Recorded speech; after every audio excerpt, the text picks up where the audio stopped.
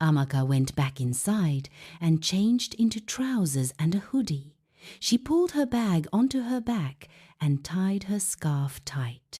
Before leaving, she switched on her phone's torchlight and returned to the corridor. Her legs were shaking. The air felt colder than usual, and it was too quiet. Not even the usual hum of distant generators. She passed the bathroom, the kitchen, flat 2, then stood in front of flat 3. The padlock was on the ground, there was no key in sight, and the door was slightly ajar. Her breath caught in her throat. The thought of leaving crossed her mind. But something in her, maybe fear, maybe anger, maybe pure curiosity, made her push it open. The door groaned like it hadn't moved in years. She stepped inside. The air in the room was heavy. It smelled like blood, Dettol, and something else.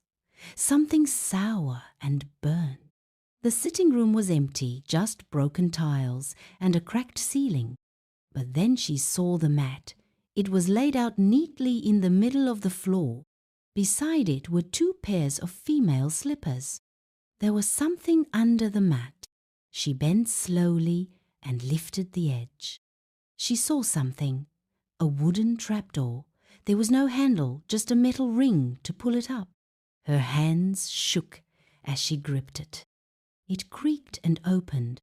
The smell that came out made her stagger back, like old flesh and wet rags that had been soaked in something evil. She pointed her light down the hole. It was a staircase made of cement. She climbed down into darkness. She was still staring at it when she heard something behind her. Footsteps. Her heart stopped. She turned slowly, and there he was, Pa Olumide. He was standing at the doorway. His white wrapper had splashes of red, and his eyes weren't smiling this time. He looked tired and angry, but his voice was calm. "You've gone where you shouldn't go." Amaka didn't wait for him to finish. She kicked the mat aside and jumped into the hole. She landed hard on the steps, twisting her ankle. Pain shot up her leg, but she didn't stop. She limped down the stairs as fast as she could, heart pounding like thunder. She heard him coming after her. He wasn't running. He was walking like someone who knew there was nowhere to run to. The staircase opened into a small underground room. The smell hit her even harder down there. She pointed her torchlight around and screamed. There were clothes, dozens of them, but they were all women's clothes. Some neatly folded, others in piles. Shoes, bags, phones, wigs, and in the far corner of the room, 3 mattresses lay on the floor. They were stained and torn behind them. It was a locked metal cage. Amaka limped closer. Inside the cage were real bones. Skulls, spines, fingers. They were stacked like meat in a basket. She covered her mouth, trying not to throw up. She turned, and Pa Olumide was standing at the top of the stairs. Looking down at her, "You shouldn't have come here," he said. "But since you have, you might as well stay." He began walking down slowly, 1 step at a time. Amaka looked around. There was no other exit, just her, a torchlight, a broken ankle, and a murderer coming closer. She grabbed the nearest phone from the pile, switched it on. It came to life. There was a password column. She opened the camera, started recording, then quickly airdropped the video to her own phone and pressed send to Sandra's WhatsApp. Then she whispered into the screen, "If I don't make it out, it was the landlord, flat 3, Iyana Isolo. Please, don't let him do this to anyone else." Then she turned around, picked up a rusted rod from the corner of the room and waited. Amaka tightened her grip on the rusted iron rod. Her hands were sweating. Her ankle throbbed like fire. She could barely stand straight, but she was not going to die inside that underground room. Not without a fight. Pa Olumide was still walking down the steps slowly, calm, controlled, as if he had done this many times before. The torchlight in Amaka's hand flickered again. She tapped it to keep it steady. Her eyes scanned the room one last time. Bones, mattresses, piled clothes, that locked cage, that smell of death. She couldn't die here.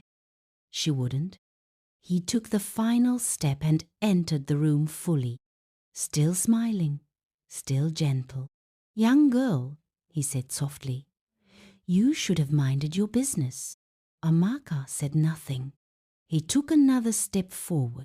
Young people of today, too curious, always poking their noses where it doesn't belong. He took another step. Amaka raised the rod. Her hands were trembling, but her spirit was boiling. He smiled again. "Do you know how many people have walked into this room and none of them walked out?" She waited. Then he lunged, but she swung first. The rod hit him across the face hard. He screamed and staggered back, clutching his head. Amaka didn't stop to watch. She grabbed her bag, kicked open the rusty door that led to the backyard, and limped out into the night. The air outside slapped her face, cold and sharp. She kept moving. One step, then another, then another. Pain shot through her ankle with every movement, but she didn't care. She was moving, alive, breathing. She reached the gate. It was locked. She had forgotten that the keys were with him. She looked around, and there was no one on the street. No keke, no cars, no noise, just street lights flickering. She turned back to the compound and saw him, standing in the corridor, blood on his face, eyes no longer calm. His wrapper was gone, his shirt was torn, but his hands were empty. He started walking toward her. Amaka screamed. She banged on the gate. "Help! Somebody help me! Open gate, please!" She screamed until her voice cracked, but nobody came. Then she remembered her phone. She pulled it out of her pocket and hit it. "Sandra!" It rang. "Picked. Amaka. What's... Sandra, help me! I'm locked inside. Iyana Isolo, flat 3. He's coming." The call cut. No airtime. She threw the phone on the ground and began kicking the gate. "Jesus! Jesus, please!" She turned, and Paolumide was just a few steps away. Then suddenly, a loud horn, headlights flashed. A kiki screeched to a stop right in front of the gate. 2 men jumped out. "Sandra sent us," one shouted. "She said you're trapped." They rushed to the gate. One of them jumped the fence while the other kept calling for help. Within seconds, the first guy was inside and banging at the gate's latch. Amaka fell to her knees. The guy opened the gate just in time, pulled her out, and shut it back quickly. They carried her into the keke. The driver didn't hesitate. He turned around and sped off. From the side mirror, Amaka saw Pa Olumide still standing at the gate. He didn't chase. He didn't shout. He just watched them go, still smiling. They took her to a hospital not too far from the community. Angela had passed out from the pain on her ankle. The hospital was small, just 1 floor. But it smelled clean. They gave Amaka a bed, cleaned her cuts, bandaged her ankle, and a few hours later she woke up. The nurses asked her questions. She answered all except one. When the nurse asked, "Do you want us to call the police?" Amaka hesitated, then said quietly, "Not yet." Sandra came in 30 minutes later, eyes swollen from crying. She didn't speak, just held Amaka's hand. "Thank you," Amaka whispered. Sandra shook her head. "You saved yourself. I only did small things." They sat in silence. Then Amaka asked, "Did the video go through?" Sandra nodded. "I sent it to someone I trust, a journalist. He said he's seen that kind of thing before." Amaka frowned. "You believe me?" Sandra looked her in the eye. "I saw the bones, Amaka. I saw the blood. Nobody can act that kind of fear." Later that night, Amaka couldn't sleep. She kept thinking of the other rooms, the other girls, the cage. She had escaped. But what about the ones who never had a chance? The more she thought about it, the more angry she became. By morning, her mind was made up. She got up slowly, asked for her phone, and called the journalist Sandra had mentioned. His name was Kola. He picked on the second ring. "Hello, Amaka. I've been waiting for your call." Her voice was calm. "You saw the video?" "Yes. It's not the first time I've seen that kind of house. But it's the first time anyone survived it." She paused. "Can you help me expose him?" His voice dropped low. "If you're ready to speak up, I'll make sure the world listens." Amaka looked out the hospital window. The sun was rising. "I'm ready." By the next morning, the video was already spreading. The journalist, Kola, had uploaded it with blurred out sections. He didn't mention Amaka's name, but he showed enough to raise the alarm, the bones, the trapdoor, the underground room, and the man behind it all, Pa Olumide. Within hours, blogs had picked it up. Landlord of Death in Isolo. House of Horror discovered in Lagos. Escaped tenant exposes ritual flat. The police had no choice. By noon, they sealed off the house. But what they found there was worse than anyone expected. There were 4 underground rooms, not one. Each flat had its own entrance below. Flat 3 was just the one Amaka happened to open. The other rooms were older. Some had rusty chains on the floor. Others had handwritten notes on the walls. Things like, "Please, if you see this, tell my mother I didn't run away. Today is day 9. I don't think I'll survive tomorrow."